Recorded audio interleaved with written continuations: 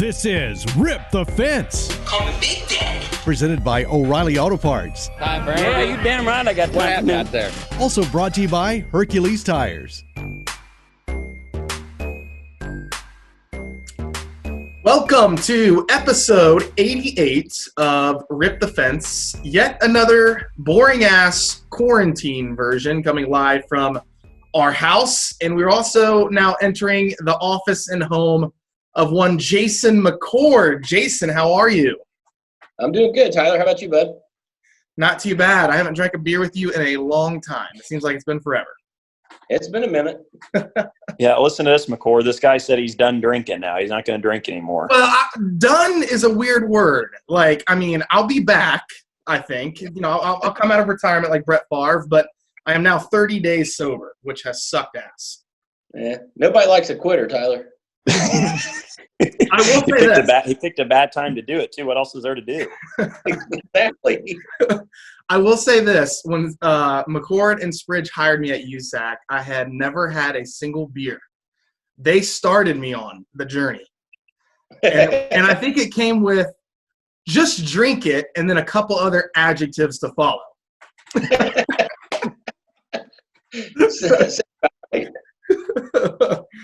Oh man, I used to drink like the fruity drinks and shit, and then it was all Bud Light after that.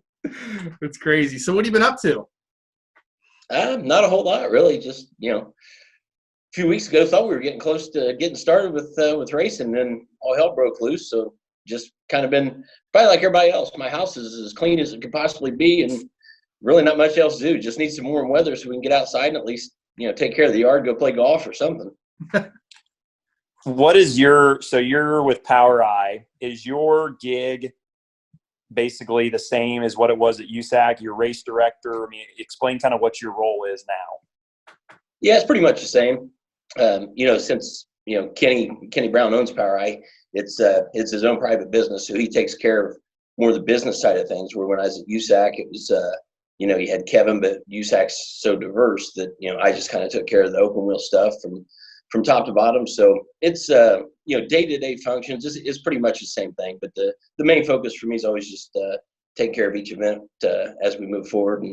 But Kenny takes care of most of the scheduling, all that stuff. He's got long relationships with all his promoters. So I kind of took a step back from that aspect of it, as far as not really setting the schedules. But, if I have an idea, I'll interject it and we'll maneuver things around. But he and I work really well together. So from a short track perspective, it's a bit different. So NASCAR and even IndyCar, they can race without fans, because they have TV contracts that pay them money. But for short tracks, they're primarily funded by the gates. Is it going to be possible to race without fans? No, I mean, not in our world. There's no way. I have a lot of friends around. They know what I do for a living, but they really don't know anything about the inner workings of motorsports. And, they all said the same thing. Well, once we get far enough in this, you guys can always go back and go race without fans, right? That's not really how it works in our world. For a race promoter, it's, like you said, Tyler, there's no TV money for us. I mean, a lot of us are doing the streaming now, and that's, a little bit of ad revenue and try to get more eyeballs on your sport. But, at the end of the day, we have to have fans there to pay the bills, or it makes no sense for promoters to do this. So, unfortunately, we've got to get it back to where everybody's safe and they feel safe going to the races. And, hopefully with like everybody's saying, all the experts on TV, with the warmer weather coming, that'll help kill this stuff off. But, everybody's itching to go. But, yeah, we definitely have to have fans to make this work. Well, and you guys are kind of in a unique situation, maybe different than even like USAC is, because a lot, you have guys that are, national, level competitors, but a lot of guys that race Power Eye just stay, local. They don't travel a ton. They kind of do it as more so a hobby than maybe some of the guys on the USAC guys do, who, that's their job. Has that changed perspectives on those guys? I mean, they're obviously wanting to get back racing, but maybe it's not their livelihood, I guess, is maybe the way to put that. So is it different maybe than if it had been, you working at USAC at this time? I see what you're saying. There's definitely more full-time teams on the USAC side. There are a lot of guys with Power Eye, especially in the the midget division where, they've got their core tracks they'll run in Illinois, and that's really all they want. They have a blast, and we wish everybody could travel everywhere, but it's a financial thing, and I understand that. But I don't think I think all those guys will be back, and they're as bored as can be, like everybody else is right now. So I think that's the biggest thing. It's been the longest off season anybody's ever had. So hopefully once we get back, the car counts are still there like they were, and the fans come flocking back. I mean, you guys both know how hardcore open wheel fans are. I don't think and one thing I will acknowledge, the majority of our fan bases are older. So, I mean, they're the ones that we're really trying to take care of. But, we've got to get everybody back to where they feel safe coming to the racetrack. And I have no doubts in my mind, they'll all come flocking back. It's just a matter of, when and how quick they all come back. So you've yet to come out of retirement and go iRacing? I have not. I've got a lot of friends that have got those rigs and stuff and have tried to get me going on it. And I keep telling them, if I do that when this pandemic's over, I'll still never leave the house. I get addicted to that. I'll just sit there and play that all the time. So I haven't dipped my toes in that water yet, but I'm not saying I won't, but hopefully this stuff's over and I can get busy again to where I don't have time to mess with that and we can actually do the real thing. All we need to do is just get you in the sprint car at Raceway Park, and you'll just reel off wins there like you did in real life back in the day. I don't know about reeling them off, but that place treated me pretty well. Yeah, it's like your personal ATM there for a little while. It was a little bit, but I mean, a couple other guys had that same ATM card, Dave Steele and Tracy Hines. So we shared a PIN number for a couple of years, but those guys, they hit it a lot harder than I did. I watched the Relive show that you did with USAC. It was really good. And there were a couple things that fascinated me about it. First off, you didn't get into a race car until you were 22 or almost 22 years old at Lanier in Georgia. What was the pressure of that like, getting in a sprint car for the first time ever, never racing before? It was pretty immense. I remember when we, got in the truck and trailer and started heading that way, driving down there. I was driving the truck and I thought, what in the hell am I doing? Do you have any idea what you're about to do? And, the night before the race, all the guys went out and, went and got dinner and had some beers and stuff. And I stayed in a hotel room, just got a pizza because I really couldn't eat much. My stomach was pretty upset because I was so nervous. But, once that day got there and we started, it was, it was the dream of my lifetime. So once, like I said in that show, watching it and doing it are two totally different things. So I just had to develop the feeling for it. But it was a fun night. It was a big learning experience, that's for sure. But I know after that first night, I had a whole hell of a lot more respect for those guys than I already had. Growing up in Anderson, obviously you were, I know, exposed to it before you decided to race. But why did you decide then that, oh, now I want to go race? Like what went into that decision? Well, basically after I graduated from high school, I was basically just kind of waiting around till the Major League Baseball draft in the spring. That's what I was going to do, was play baseball. And so a friend of mine and I moved to Nashville, Tennessee, just went to junior college. I wasn't going there to go to school. I was not a fan of school, but I was just going there to stay in shape until the draft rolled around. And I ended up blowing my shoulder out at Memphis State. It was called Memphis State at that time. At Memphis State in a fall ball game, and they basically gave me the option of surgery and rehab, where they'll yank my scholarship. Which that part didn't bother me, but I called Tom Mooney, Seattle Mariners scout, the main guy that was scouting me, and told him what had happened. And he basically said, there's no way in the world we can draft you now. Damage like that, you're going to have to rehab and wait till next year. And I thought, I can't go another year of school. I can't do this. And I'd played a lot of baseball and it just kind of hit just right. So I packed my bags, moved back home, and just started working on race cars nonstop. And that's all I did. It's all I wanted to do. So that just kind of really put the wheels in motion to get the thing going to where I could finally give it a shot myself. What position did you play? I was a pitcher.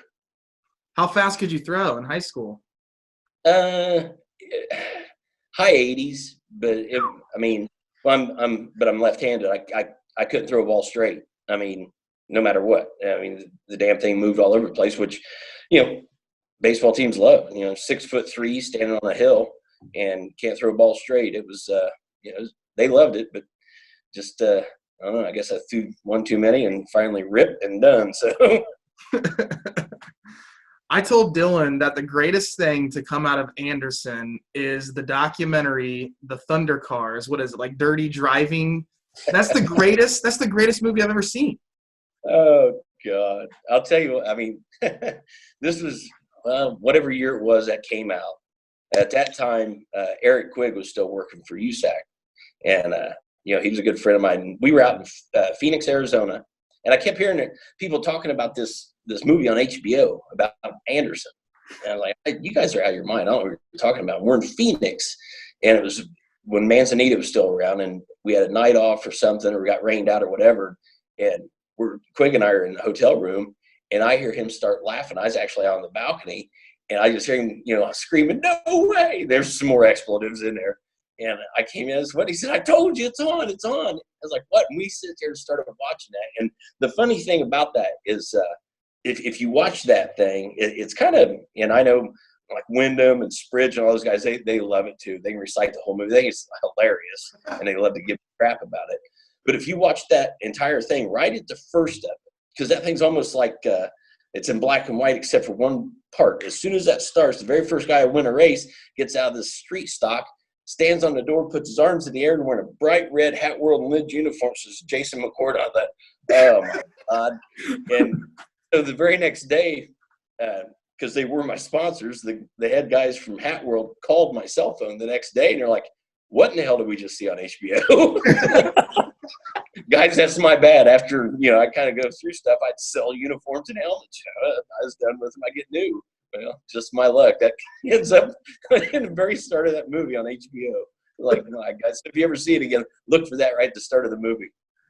I know Tyler hadn't seen it until a couple of weeks ago, and I told him about it. And I said, one of McCord's suits is in there right at the start, and he couldn't believe it either. It's so funny. Yep. It's crazy because they make it out to be like it's like the biggest show at Anderson, but isn't it like a support class? Yeah, it's just part of their weekly races. I mean, whatever street stocks and Thunder Cars and Legends, whatever. It's just it's the weekly deal, but it didn't have the best appearance for Anderson on there. I can tell you that. I kind of relate it to everybody's been on that whole Tiger King thing. I watched a couple episodes of that, and I had to turn it off. Like, man, it's not okay to be stupid. Yeah. You turned it off? Like, you literally watched a couple episodes of that and stopped? Yeah, I couldn't take it, man. I mean, it was just, they're just some dirt balls in that thing. I literally sat down and watched all 8 episodes straight. Didn't stop. I couldn't stop watching it. I could feel my IQ just getting sucked out of my head, so I had to shut down. Oh my gosh. Well, another thing in the USAC Rewind episode that they had, it was actually a video that was circulating around Twitter too as well. You got really close to winning your first race at Winchester, racing against Doug Coletta, and flipped badly, very badly.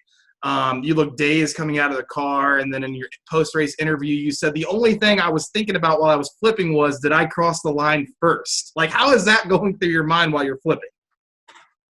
I don't know. I'll be honest with you. I don't remember that day. I guess that's, everybody was around the car when because I was out and I kind of came to, and then I guess that's the first thing I asked is if we won. And because I'd never been through anything like that. I mean, a crash like that. So I really didn't, I'm guessing, know what in the world happened. And I mean, till I saw the video, a few days later, I thought, wow, that was rough. But, I don't know. I don't remember that day. It was, I know I looked like hell for quite a while after I busted every blood vessel in both my eyes. So both my eyes completely filled up with blood. My head swelled up. I mean, I looked pretty bad for about 5 weeks. But and going back to that, I mean, I loved Winchester, still do. I to this day, after I retired, I still apologize to my parents and anybody that gave a crap about me for putting them through that stuff, running places like that. But, Doug's a good friend of mine, and he and I always got along great. That was just, a racing deal. But, I never had any trouble going back to Winchester. I just love the place. You were good, obviously, really most places you ran, but the bigger places, like Winchester and, IRP and like Illiana, like those big half-mile racetracks, you were so good there. What did you like about those places? What, I hate to ask the question, why did it suit your style, but what did you enjoy there that, allowed you to have so much success? I don't know. Honestly, I like places that had, bigger, higher speed corners. Just the bigger, faster places, speed. It was just, I loved it. We ran great at places like Anderson and small tracks too, the Hawkeye Downs, places like that. And, the more finesse-y type places. But, my favorites were, Phoenix, Richmond, and Pikes Peak. Big, high speed joints. I loved them. Did you consider yourself a pavement driver? Everybody else does, so I guess I'd say, yeah. I ran, years and years of dirt, but I had, obviously most of my success on pavement, so everybody just, they clumped Dave Steele in that way too. Steele was a pretty good dirt racer. He actually won a Silver Crown race at Springfield one year, just spanked everybody, and he was like 2 pounds light, so he ended up losing it, but, he won by a straightaway. But and Springfield's different. It's not really a dirt track once it lays rubber, but no, I loved racing dirt. The biggest thing was, I didn't race anything growing up. So the first thing I ever raced was a sprint car, and I started on pavement. So that's all I knew. So I adapted to that and understood that a lot better than the dirt aspect of it. Growing up, I was always a dirt kid, but the pavement thing just, I guess, came a little easier to me, and it was easier to adapt. It's like, friends of mine told me it's a lot easier to start on dirt and then go to pavement than start on pavement and then try to transition to dirt. So, yes, it is. What's that? I said, yes, it is. Yeah, exactly. But no, we had some success on dirt. I had fun, and we weren't a threat to win every night by any means, but we made the majority of the shows, and had a lot of fun with it. You speaking of dirt, your TV crash at Eldora was on dirt. I can't remember. Did you guys talk about that on the USAC show or not?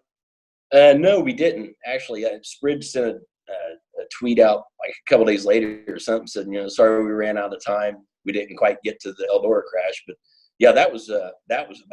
That wasn't good. There's another night I don't remember. But I got back from the hospital. I did 2 interviews with Dave Despain and didn't know it until they showed it to me on TV. I had no clue. You need to quit crashing that big. Oh, that was big. Brian Gerster thought he killed me, and hell, I thought he did too. Ripped the cage off of it. It was bad. I had mud packed up under my helmet from bouncing my face off the racetrack. It was gruesome. Yeah, that's a big one. The funny part about that one, I didn't know this until we hired Dar Lawson at USAC. He started telling me about him. I guess if you go back and watch one of the 2 interviews I did with Dave Despain that night, standing right behind me is Dar and Rich Foreman just trying to get on camera. That's hilarious. Your second sprint car race ever was at Winchester. Why the hell would you go to Winchester for your second race? That's where they scheduled it. Weren't you scared at all? Well, hell no. I had one whole race under my belt. Spoken like a true racer. Yeah, let me say this. We didn't have any breaks at Winchester, but what I forgot to mention was the reason that happened was because I burned him up at Lanier because I was riding him like nobody's business. I warped the rotor, so I didn't have crap for brakes at Winchester. Oh. When you came in, obviously, each era is different or whatever, but like when you came in the early 90s, there was a lot of guys who are now, considered legends of the sport. Like, did anybody take you under their wing, or were they kind of all like, oh, who's this new kid, that, nobody knows? Yeah, they did, because again, I already knew all those guys so well from being around it for so long, working with Donnie, but Trey House was one of my best friends. He and I worked for years together. I drove a lot of his cars. I'd put him in a second car. I mean, we lived close by. He was always over at the shop, but he was really great to me. I mean, for years and years, but he was probably the one that was closest to me. But him, Eric Gordon and I were really close. Obviously, Brian Tyler. I mean, the list goes on and on. Good friend of mine that unfortunately lost his life in Winchester, Robbie Stanley. The nice thing was I knew all those guys going into it. So we're always there to help. They knew they were going to at least early on, they were going to beat my brains in. It wasn't going to be difficult to do. But it's like, Keeker told me, the quicker we can get you up to speed and run as fast as we are, the safer you are. So let's work on that. So that's what it did. But there were a lot of guys that kind of took me under their wing, but it was the fact they already knew me. It was really easy for them to do. Yeah. When did you decide to hang it up? When did you stop racing? 2005. I ran a race, Western States race on. Must have been a Friday night out at Stockton, California, and then took a red eye back because the 4 Crown was the next night. So I took a red eye back, got home, and my dad and I were driving to Eldora, and we were in Union City, and made that drive a million times. I started getting distant and disoriented and couldn't remember anything. I'm driving, basically a semi truck and trailer, big toter home and trailer, and I kept, I was like, we turn right here. He's like, well, yeah, we turn right here. And I had, left here. He goes, yeah. He goes, you all right? We've only made this drive 5,000 times.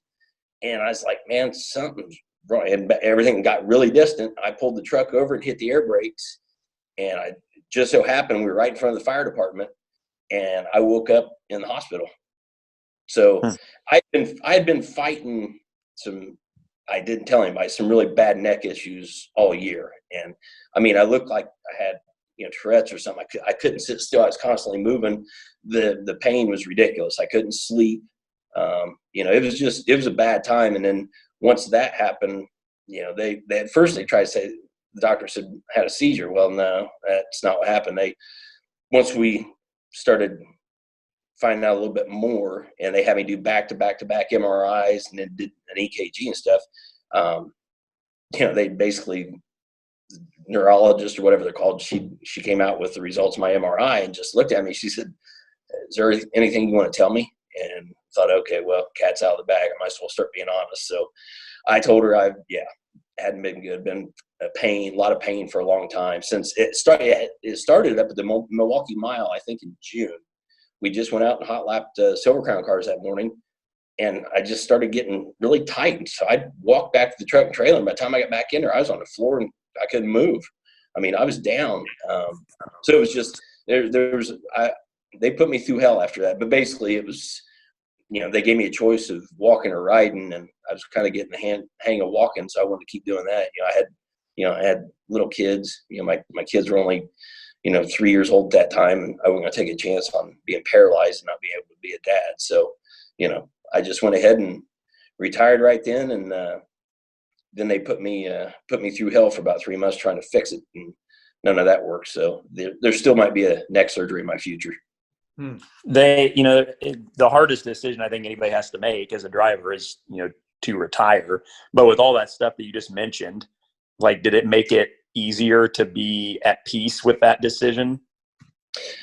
Yeah, for sure. And I mean, because it was real easy. Once you have children, you just look at them and think, well, it's bigger than me, and it's not about me anymore. It's about them. So, yeah, that was the easiest hard decision I ever had to make. But because I loved what I did. But at the time, I was 35 years old, so it's like, well, I had a blast for a good 14, 15 years, whatever it was. Got to go places and see things and do things other people just get to read about. I've had a great time, and nothing lasts forever. So I guess it's kind of like football players. I'd rather retire a little bit too soon than a little bit too late. So but I always felt like I'd always I remember when Raleigh Beal was the chief steward of USAC when I was racing when I first started, and I had a ton of respect for Raleigh because I grew up watching him. He's one of my heroes.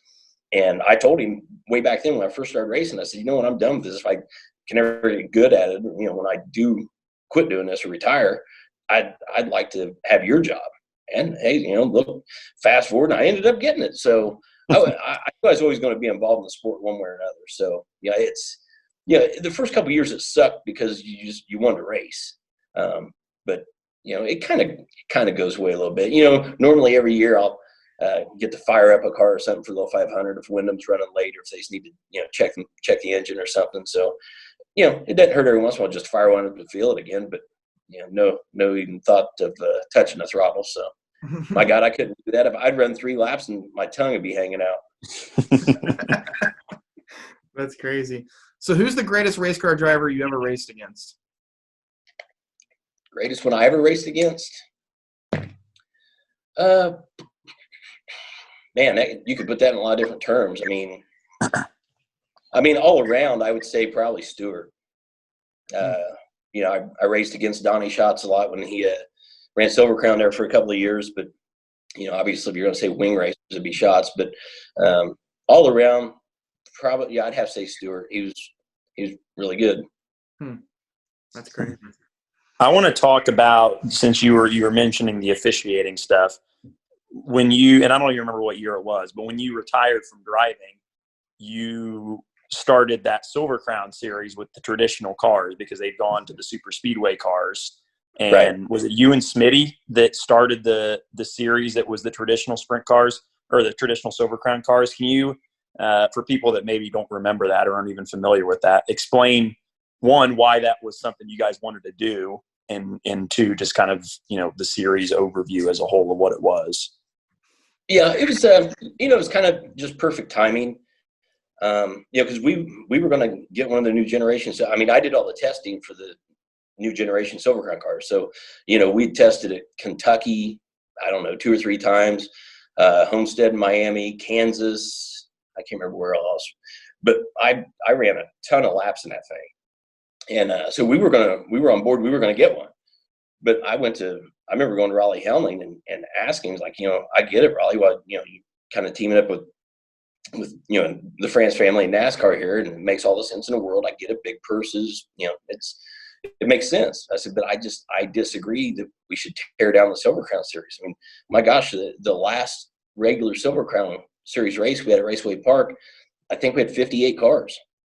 And it was normal to have mid 50s to low 60s at pavement races and 45 at the dirt races. So it was thriving. It was right in the middle of it, really going strong. So I begged him not to do it, and then all that stuff happens. I retire. Fast forward, now I'm not racing anymore, and I love Silver Crown cars. So I hated to see over 100 perfectly good race cars get shelved and put out the pasture, and not good for anything. So Smitty and I talked about it, and he had been at USAC, I think, for like 8 years at that time or something like that. And he had a young kid, and he didn't want to travel as much as he had been. So he was looking for something else at the time. So it was like the perfect storm timing wise for both he and I. We had a lot of good people around us that were helping us, that, wanted to see the thing succeed. And, it's like we told everybody, we told, John Caples and Raleigh and everybody, we're not trying to be in competition with you. We're just trying to start something that, you guys kind of left for dead that, we still see value in. And for the most part, they understood. It didn't necessarily mean they were happy about it. But we weren't going out looking to schedule races against USAC races or anything like that. We just felt like there was still a product there that a lot of people had a passion for, that wanted to race it and wanted to watch it. So, we gave it a shot. Was it a success? It was an artistic success at times. We had a couple of races with enormous crowds, and it helped. We'd bring back Ryan Newman to come back race with us. Dave Blaney, Stewart, Carl Edwards, Kenny Schrader. So we had all of our friends. Were big names. Thought, okay, well, if we can use these to help put people in the stands, great. And it worked to a certain extent. So we had it for a couple of years, and then the timing was right. That after Raleigh had left USAC and they brought Kevin Miller in. Kevin got with Jason and myself and brought us into USAC. I thought, well, this seems like it'd be a lot more stable environment to where they've actually got some funding to put behind this. And the goal was going in there to keep the new generation cars going and try to add this, hopefully. And it didn't work out that way. but it was a more stable environment. So, it was only a 2-year deal, but it was it was something you learn a lot from. And it was, I wish it would have done a lot better, but it wasn't a total failure. That's for sure.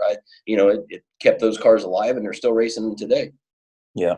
Were the new generation cars as big a turd boxes as everybody says they are? They were different. They were different. That's for sure. Yeah. It was a totally different feeling. I can tell you that. I mean, that very first time, the very first test was down at Kentucky Speedway. And, nobody's ever even ran one of these things. And we go down there and it's sprinkling rain. I get in the car and, my first lap cut down the front straightaway, probably run 175, 180 mile an hour. I thought, what in the hell am I doing? Warm up to this a little bit, man. Nobody knows what these things are going to do. And, come in and the right front brake calipers I keep telling everybody, because I had a ton of crew chiefs there. Everybody that was there at the test were like IndyCar and Silver Crown mechanic. I mean, really smart guys. Like, something in this thing is grinding big. Well, what they didn't tell me is every time I come in, the wheels kept coming loose. That's nice. And Smitty told me that on the ride home that night. I was like, what do you mean they kept coming loose?